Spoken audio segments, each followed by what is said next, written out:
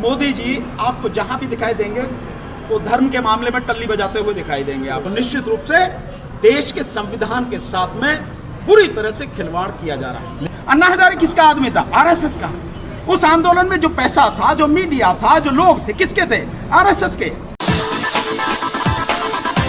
वर्तमान सरकार, या यूं कहें कि वर्तमान सरकारें, चाहे केंद्र की सरकार हो चाहे भिन्न भिन्न राज्यों की सरकारें हों, हालांकि पहले भी ऐसा होता रहा है, लेकिन अब बिल्कुल खुले तौर पर हो रहा है कि संविधान को खत्म करने का काम हो रहा है और संविधान के विरोध में काम हो रहा है। जैसे आप अगर बीजेपी की बात देखें तो बीजेपी जितना भी काम कर रही है, या आप व्यक्तिगत रूप से कहें तो मोदी जी जो काम कर रहे हैं, मोदी जी आपको जहां भी दिखाई देंगे वो धर्म के मामले में टल्ली बजाते हुए दिखाई देंगे। आप देखें ना, जगह जगह जा रहे हैं और उसका बाकायदा प्रचार किया जा रहा है। उस प्रचार पर टैक्स पेयर जो है इस देश का, उसका पैसा खर्च किया जा रहा है। और प्रचार क्या है?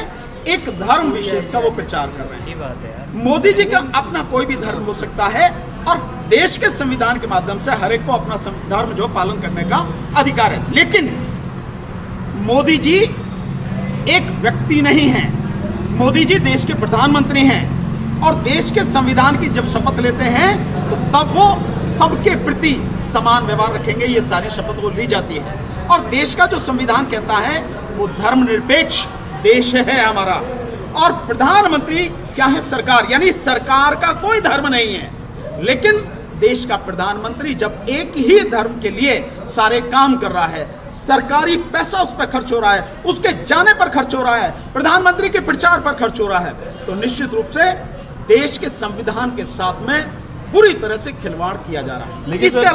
इसके अलावा और जितनी भी आप चीजें देख रहे हैं लगातार, वो संविधान को खत्म करने की कोशिश की जा रही है। एक और चीज में एक उदाहरण देकर आपको समझाऊंगा, शायद उससे समझेंगे बढ़िया रहेगा। अभी कुछ दिन पहले, शायद ये अगस्त की बात है, अगस्त या सितंबर, अगस्त की ही बात है, शायद 12 अगस्त की बात है, दैनिक भास्कर जो एक न्यूज़पेपर है इलाहाबाद से निकलता है, जो उसमें एक खबर निकली थी कि वहां पर एक मीटिंग हुई है और हिंदू संगठनों की, और उसमें यह है कि उन्होंने जो भारत का संविधान जो अब है वर्तमान, इसको खत्म करके मनुस्मृति पर आधारित जो संविधान है उसे लागू करने के लिए वो लगातार काम कर रहे हैं और उसे बनाने के लिए काम कर रहे हैं। तो उन्होंने उसका कुछ हिस्सा बनाया, लगभग 60 पेज की, उसमें जो है बात की जा रही है और उसमें ये कहा जा रहा है कि देश का जो संविधान होगा वो मनुस्मृति पर आधारित होगा और उसमें जिन लोगों को मताधिकार होगा वो होंगे हिंदू, बौद्ध, जैन और सिख। इसके अलावा किसी को अधिकार नहीं होगा। इसका मतलब साफ हो गया कि मुस्लिम, ईसाई और पारसी, इनको कोई अधिकार नहीं होगा उनके संविधान के हिसाब से। ठीक है। इसके अलावा वो कहते हैं कि जो देश की राजधानी है वो यहाँ से हटा के, दिल्ली से हटा के बनारस में बनाई जाएगी। हम सरकार जो मोदी जी की सरकार है, और विशेष रूप से मोदी जी कहें, जनता के सामने जो कुछ बोलते हैं, झूठ बोलते हैं, गुमराह करते हैं, धोखा दे रहे हैं और सिर्फ अपने मजे के लिए, मस्ती के लिए काम कर। मोदी जी खुद पिछड़े समाज से आते हैं और आप उन पर मनुवादी होने का इल्जाम लगा।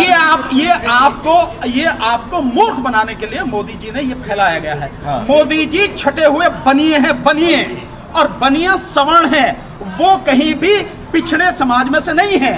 अब मुख्यमंत्री होकर आपने सत्ता हासिल करने के लिए ये घालमेल कर लिया, वो एक अलग बात है, लेकिन आप हकीकत में इस देश में जो वर्ण व्यवस्था उसके हिसाब से तीसरे वर्ण में वैश्य समाज में आते हैं, वही है वो मोदी जी। तो आप जो कह रहे हो वो गलत है। अगर मोदी जी वाकई में पिछड़े समाज के, तो मुझे बताओ पिछड़े समाज के लिए क्या काम किया मोदी जी के सामने? बल्कि मोदी जी रिप्रेजेंटेशन दिया नहीं, मोदी जी ने रिप्रेजेंटेशन खत्म कर दिया। सारा रिजर्वेशन एससी का, एसटी का और ओबीसी का, विशेषकर ओबीसी का, मोदी जी ने खत्म कर दिया और बिना संविधान में संशोधन किए हुए खत्म कर दिया। अपोजिशन है, लेकिन अपोजिशन को जिस तरह से काम करना चाहिए, जितने स्ट्रांगली सड़क पर आकर लड़ना चाहिए, उस बात की कमी है। हाँ। और दूसरी बात यह है कि जिस तरह से उसकी लड़ाई मगर है भी, उसका जो प्रचार होना चाहिए वो प्रचार नहीं हो रहा, क्योंकि सो कॉल्ड जो मीडिया है वो पूरी तरह से अपने आप को साष्टांग करके, दंडवत करके मोदी जी के चरणों का चुंबन कर रहा है, उनके कब्जे में है जो भी कुछ है। सो अगर कहीं है भी विपक्ष की आवाज, वो उठाई नहीं जाती आवाज, दिखाई नहीं जाती आवाज। किसान आंदोलन को किसने दिखाया था? मीडिया ने दिखाया, आपने दिखाया। आप नहीं होते तो उसकी भी आवाज नहीं होती। अभी बहुत बड़ी यात्रा चल रही है और बड़ी भीड़ लगातार उसमें हो रही है। जो राहुल गांधी जो भारत जोड़ो यात्रा कर रहे हैं, उसमें लगा था। कितना दिखा रहा मीडिया? कहीं दिखाता है आपको मीडिया? अगर एनडीटीवी दिखा दे या आप लोग दिखा दें तो दिखा दें, अन्यथा मीडिया नहीं दिखा रहा। तो ये जो मीडिया के कारनामे हैं, जिसकी वजह से चीजें अगर विपक्ष की हैं भी तो सामने नहीं आ रही हैं, ये उसकी वजह से है। अन्यथा लड़ाई लगातार जारी है, लोग अपने स्तर पर कांग्रेस लड़ रहे हैं। सर, कांग्रेस ने जो सब किया था उसी का एडवांस वर्जन ही तो बीजेपी कर रही है। वो भी संस्थाओं का इस्तेमाल करते थे, हालांकि वो सिर्फ जो है वो पिछड़ी जातियों के नेताओं के ऊपर करते थे, सवर्णों के ऊपर नहीं करते थे। बीजेपी तो बेहतर है। कौन कहता है कांग्रेस सवर्णों के ऊपर नहीं करते थे? हाँ, बिल्कुल करती थी, सवर्णों के ऊपर करती थी। ब्राह्मणों का वर्चस्व रहता था कांग्रेस में, आपको मालूम नहीं, लेकिन यही कहा जाता सवर्णों के था ऊपर कि कोई जांच नहीं होती थी। ये जांच तो कभी किसके ऊपर हुई? हाँ।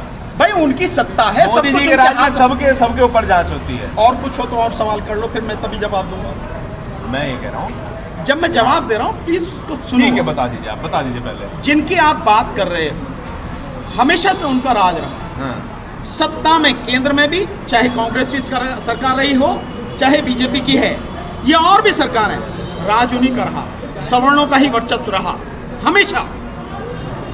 और इसीलिए क्योंकि उनका वर्चस्व, उन पर कोई कार्रवाई होती नहीं, अधिकारी मैक्सिमम उनके हैं, जो मीडिया है वो उनके हाथ में है, जो पूंजीपति हैं उनके हैं, पैसा उनके पास में है।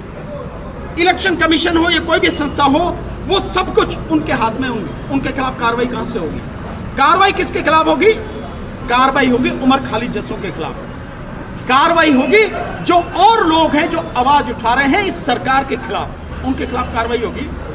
जो लोग हैं विशेषकर सवर्ण समाज के लोग, उनके खिलाफ कार्रवाई नहीं होगी, क्योंकि सब कुछ उनके हाथ में है। गवर्नर उनके, मुख्यमंत्री उनके, प्रधानमंत्री उनके, मंत्री उनके, जज उनके, सारे आईएएस आईपीएस ऑफिसर जितने हैं वो सब उनके। कैसे कार्रवाई होगी? और निष्पक्ष यहाँ कुछ है नहीं, अपने आप ही सारे के सारे जो लोग हैं वो पक्षपातपूर्ण कार्रवाई करते हैं। सर वो तो गुजरात जीतने जा रहे हैं। कौन जा रहे हैं? बीजेपी। मैं तो कह रहा हूं, मैं तो आपसे पहले कह रहा हूं कि गुजरात जीतेंगे बीजेपी। बीजेपी ही जीत के आएगी, इसमें कौन सी ऐसी बात है कि आपको नजर नहीं आता? जब चुनाव आयोग चुनाव से ठीक पहले 1000 अधिकारियों कर्मचारियों के ट्रांसफर करे, आपको नहीं नजर आ रहा कि कौन जीतेगा? आपको नजर नहीं आ रहा कि प्रधानमंत्री के इशारे पर ही चुनावों की घोषणा की गई, चुनाव की तारीखों की घोषणा की गई है? की गई नहीं की गई है? उससे पहले नहीं की गई ना, जब उन्होंने अपना कार्यक्रम जो भी करना था, जो घोषणा करनी थी, उन्हें जो योजनाओं का जो लोगों को भ्रमजाल में फंसाना था, उन सब का जब सब कुछ कर चुके, उसके बाद में घोषणा हुई है। और जब चुनाव आयोग उनके लिए काम कर रहा तो जीतेगा कौन? और वैसे भी जब तक देश में ईवीएम है, आप बीजेपी को नहीं हरा सकते। और गुजरात प्रधानमंत्री की नाक का सवाल है, इज्जत का सवाल है। इलेक्शन आप करा रहे हो बैलेट पेपर से, तो 40 सीटें नहीं जीत पाएगी गुजरात में बीजेपी, 40 सीटें, लेकिन चुनाव ईवीएम से हो रहा है, इसलिए बीजेपी जीत के आएगी। प्रधानमंत्री अगर हार गए इस चुनाव में गुजरात में, तो 2024 में क्या हालत उनकी होगी आप इसका अंदाजा लगा सकते। तो नाक की बात है, इज्जत की बात है, इसलिए चुनाव को जीत के आएंगे। चुनाव के समय सर, चुनाव के समय ही गुजरात के अंदर, अरे लक्ष्मी गणेश भैया उनके लिए काम करते हैं, फिर सो उनके लिए काम करेंगे, आपके लिए थोड़ी ना काम करेंगे लक्ष्मी गणेश। आईआईटी पढ़े लिखे हैं सर, लक्ष्मी गणेश की बात कर रहे हैं। ये सवाल आप उनसे पूछो कि आईआईटी पढ़ा लिखा व्यक्ति, इंजीनियर व्यक्ति लक्ष्मी गणेश की बात कर रहा, अंधविश्वास फैला रहा है, तो काहे को बाबा साहब का फोटो लगा रखा पीछे? अन्ना हजारे किसका आदमी था? आरएसएस का। उस आंदोलन में जो पैसा था, जो मीडिया था, जो लोग थे, किसके थे? आरएसएस के। अब जिस स्थिति हो गई है, ये जनता की ही लड़ाई रह गई, और जनता को जन आंदोलन के माध्यम से इस गंदगी को पूरी तरह से साफ करना पड़ेगा, अन्यथा सबका दम घुट के सब मरेंगे। अगर बीजेपी 2024 में चुनाव जीतकर आ गई, और अगर ईवीएम रहा तो आएगी जीत के, और जीत कर आ गई तो आप देखना कैसा तांडव होगा यहाँ पर। आज जो आप और हम बोल पा रहे हैं, आप मेरी बाइट ले रहे हैं और मैं बोल पा रहा हूँ, सब बंद हो जाना है, कुछ नहीं रहना है, और लोगों की स्थिति वो होगी जो लोगों की कल्पना से बाहर है। इसलिए 2024 में बीजेपी को उखाड़ के फेंकना हर व्यक्ति का परम कर्तव्य होना चाहिए, धर्म होना चाहिए कि बीजेपी को उखाड़ के फेंकना है।